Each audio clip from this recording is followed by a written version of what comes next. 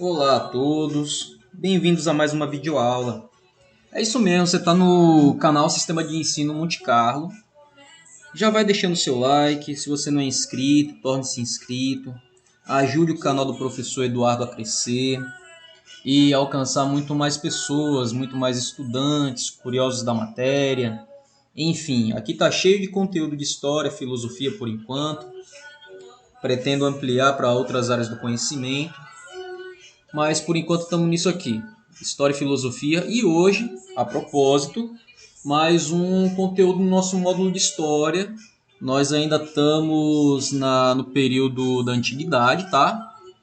Já vimos os povos antigos da América, já vimos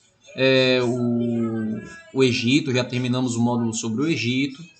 E hoje nós vamos falar sobre mais um reino do Egito Antigo, né? Que foi o reino de Cush. Falamos também sobre a Babilônia, todo aquele território da Mesopotâmia. Enfim, já tivemos um passeio muito legal pela antiguidade. Já está perto do fim, falta ainda Pérsia até entrarmos em Roma, que é quando finalizaremos o nosso modo de antiguidade, tá? Falta pouco. Então vamos lá, turma. Reino de Cush. Na verdade, o reino de Cush ele era chamado de Cush pelos egípcios. Na verdade, o reino de Cush trata-se da Núbia, que foi a origem do reino de Meroé, que por sinal vai ser o nosso próximo módulo, tá? Os pesquisadores do século XIX tinham uma visão preconceituosa sobre os povos da chamada África subsaariana. E esse preconceito, gente, é o mesmo preconceito que levou à escravidão do século XV, XVI, ou até mesmo antes disso, eu falo XV, XVI, que é quando ela vai se intensificar aqui na América, né?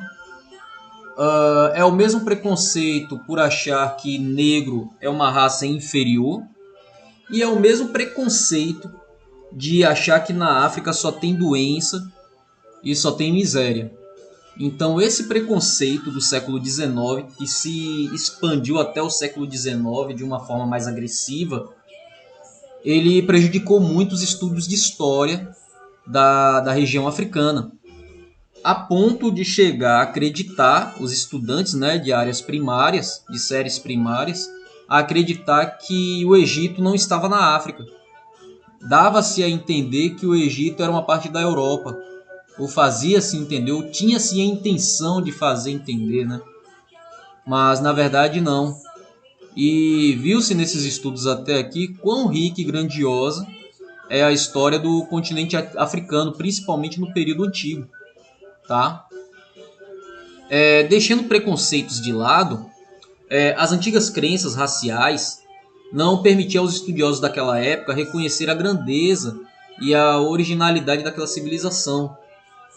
Coube aos arqueólogos contemporâneos reconhecer o preconceito. Esse preconceito ele precisa ser reconhecido, tá? E precisa ser criticado, a questão do preconceito. E esses estudos passar a ser avançados, porque a história da África ela ainda tem muito a ser explorada, muito a ser descoberta. E eles descobriram a riqueza da cultura núbia, que mesmo sendo marcada pela presença egípcia, tinha a sua própria história e importância. Os povos da região da Núbia se desenvolveram entre as atuais cidades de Assuã, no Egito, e Khartoum, no Sudão. Assim como o Egito Antigo, a região da Núbia acompanhava o curso do rio Nilo e as zonas de oásis. O território era rico em recursos naturais, como ouro, cobre, ferro e pedras semipreciosas. Aí você se questiona, né? Peraí, um território que a mídia joga para você acreditar que lá só tem miséria, que lá só tem doença, e é um local rico em recursos naturais?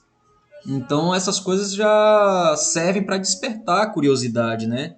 Se é que realmente a televisão, a internet, eles estão lhe dizendo a verdade sobre aquela região. E os egípcios, né, como eu já disse, chamavam aquela região da Núbia de Cush. As evidências mais antigas de um reino organizado na região da Núbia são poços utilizados para guardar cereais datados de 2700 a.C., descobertos em uma ilha do Rio Nilo. No decorrer dos séculos, a região transformou-se no centro de uma florescente rede de comércio que interligava por suas rotas fluviais e terrestres o Mar Vermelho, o Egito e o oeste do atual Sudão. A cidade de Kerman foi o centro dessa civilização. Entre aproximadamente 2400 e 1570 a.C., ali foram construídas em terras irrigadas e férteis graças aos canais do Rio Nilo, frisando a importância do Rio Nilo para aquelas civilizações, né? Assim como foi na Mesopotâmia, no Egito e também para os povos da Núbia. A cidade era protegida por muralhas com até 10 metros de altura e mais de 1 quilômetro de comprimento. Lá viviam reis e altos funcionários ligados à família real, cuja riqueza provinha do comércio e da exploração de minas de ouro. Mais uma vez, frisando o comércio como uma engrenagem permanente na sociedade, seja ela em que período for, né? Na imagem aqui nós temos uma amostra do que foi a cidade de Kerma e um fragmento aqui do seu muro, né, que protegia a cidade, para você ter uma dimensão do que foi isso daqui, né? O reino de Cush foi um dos principais produtores de ouro no mundo antigo. O reino cresceu em riqueza e habitantes, em razão principalmente do comércio e da exploração do ouro. Sua população chegou a 10 mil pessoas por volta de 1700 a.C. 10 mil pessoas para os padrões de hoje é cidadezinha de interior, tá? Mas naquela época uma cidade a agrupar 10 mil pessoas era significativo, certo? Um número pequeno para os nossos padrões, né, como eu acabei de explicar. O crescimento do reino de Cush foi interrompido com a invasão egípcia, iniciada por volta de 1570 a.C. E esse domínio durou até aproximadamente 500 anos, onde as rotas comerciais e as minas de ouro cuxita ficaram sob o domínio e controle de Faraó. Aí um outro questionamento aqui, né, nos vídeos sobre o Egito, ficou dito para nós que o Egito não tinha tantas jazidas de ouro. Então por que todo aquele esplendor, aquela ornamentação de ouro, né? Nas pirâmides, nos templos, nos sarcófagos, toda aquela riqueza em ouro. Então tá aqui a explicação. Esse ouro ele veio da região de Cush. Esse ouro que banhou o Egito foi resultado de 500 anos de exploração daquela população, né? Que o Egito acabou se beneficiando das riquezas daquela cidade. As escavações arqueológicas realizadas em sepulturas de Kerman e de outras povoações do reino desenterraram um sofisticado vaso de cor vermelha e bordas negras. E isso era um padrão artesanal típico daquela região. Além de lâminas e punhais de bronze, encontraram também móveis de madeira folheados a ouro e decorados com figuras esculpidas em mica. A mica é um mineral com aparência brilhante e cores variadas, além do marfim.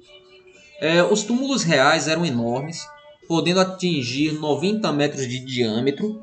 Em algumas foram encontrados esqueletos de pessoas enterradas vivas para acompanhar o rei, o que era um costume da época, né? Já que eles acreditavam na vida após a morte. Então, dentro dessa crença, era justo e louvável que quando o rei, o imperador ou o líder daquela civilização, quando ele morresse, ele também levasse os seus ministros mais chegados ou os seus braços direitos, né, aquelas suas pessoas de confiança, para que gozassem da eternidade junto com ele. Então, o que para hoje pode nos parecer algo abominável ou uma burrice, né, morrer junto com a pessoa que está morta, mas para a época era algo louvável, era um ato de honra, né? A pessoa se sentiria honrada em poder ser enterrada junto com o imperador, junto com o rei, né? Aquela autoridade. Então, por eles acreditarem na vida após a morte, a gente não pode criticar com a ótica atual, né? Eu tinha passado aqui, isso é uma figura do que foi o Templo do Leão de Naga. Possa observar a grandeza arquitetônica, os leões esculpidos em pedra, né? A entrada do que foi o vão principal desse palácio. Então, a antiguidade ela tem monumentos fantásticos.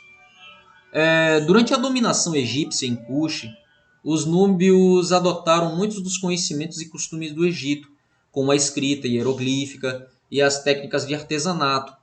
Muitos núbios ainda eram empregados como mão de obra nas construções e no exército de Faraó. É um costume, né?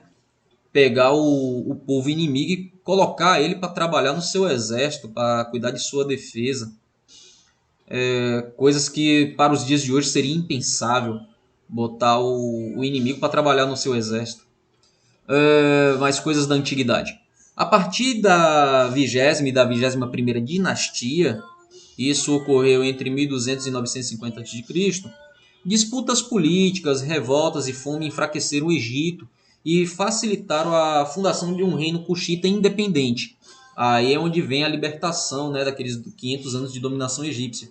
Partindo da nova capital cuxita, a cidade de Napata, que agora ela passa a ser o centro político e administrativo de Núbia, os núbios avançaram sobre o Egito e dominaram o território por quase 100 anos. Então, de Kush, com o período de libertação do Egito, eles fundam uma nova capital.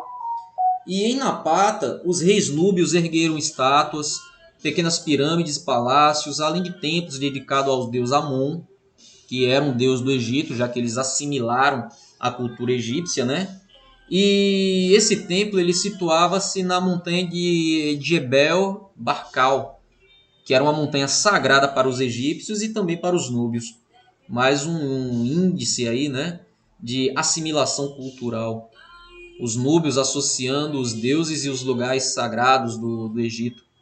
O domínio cuxita sobre os egípcios começou a ruir no século 7 a.C., quando os reis cuxitas foram obrigados a retomar as suas fronteiras originais, tá? No século 6 a.C., quando a capital cuxita deslocou-se para Meroé, mais ao sul. E Meroé será o nosso próximo assunto, tá? Turma, esse foi o nosso vídeo de hoje. Espero que ele tenha sido produtivo para vocês, tá? Não deixe de divulgar, de compartilhar o conteúdo no nosso canal. E até a próxima.